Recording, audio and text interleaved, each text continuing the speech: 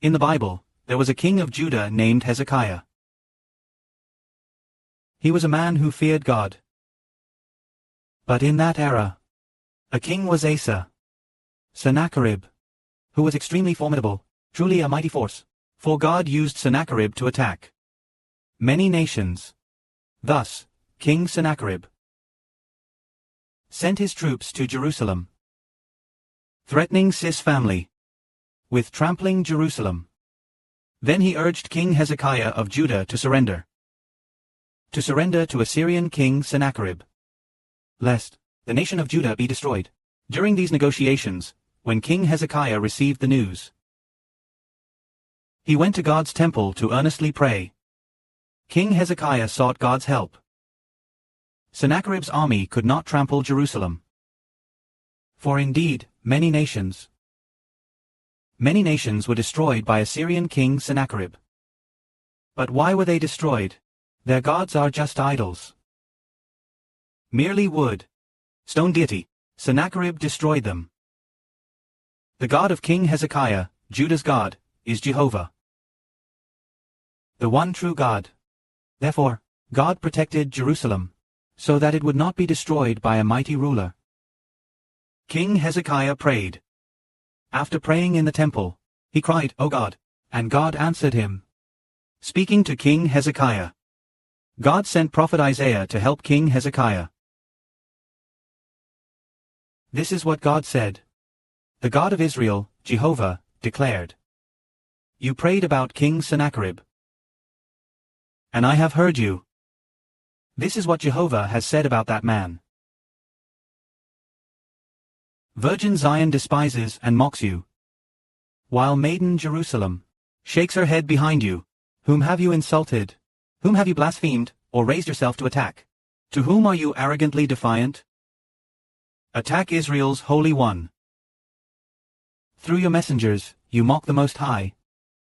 I will use a mighty host of chariots to ascend the mountaintops, to reach the summit of Lebanon, the towering cedars and stately pines.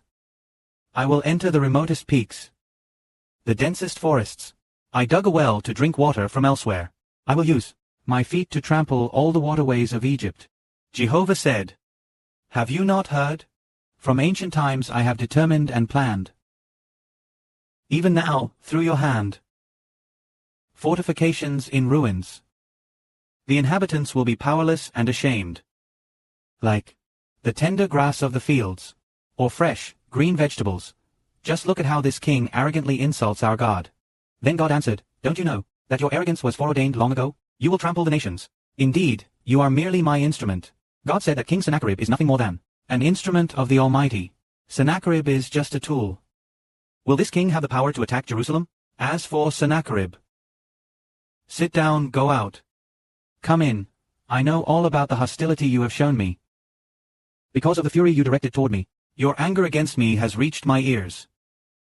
I will curb your rage with a hook, and put a bridle on your mouth, so that you turn back on the way you came.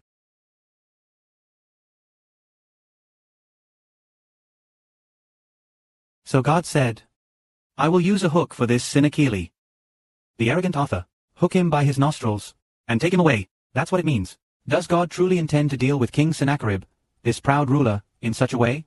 This arrogant king is formidable. He has many soldiers. So God became very angry, and sent a mighty angel down from heaven, killed the Assyrian king overnight.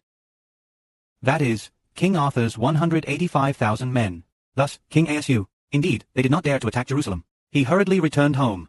Once back home, he went to worship his God in his temple, only to be killed by his own son. His son was called Abimelech, Yar. What was his name? His son killed him, and the arrogant Sennacherib was no more. Then the brethren heard God say, because your arrogance has reached my ears, I will use a hook to pull you back by your nose. You will never reach Jerusalem. Wasn't this arrogant king almost at Jerusalem? It was God who sent a prince to kill his 185,000 soldiers. At that moment he returned, killed in his idol's temple. Now we must consider what God has decreed. Destiny cannot be hindered. Nothing can stand in its way. Let all glory go to our God. All who oppose Jehovah shall perish. Amen.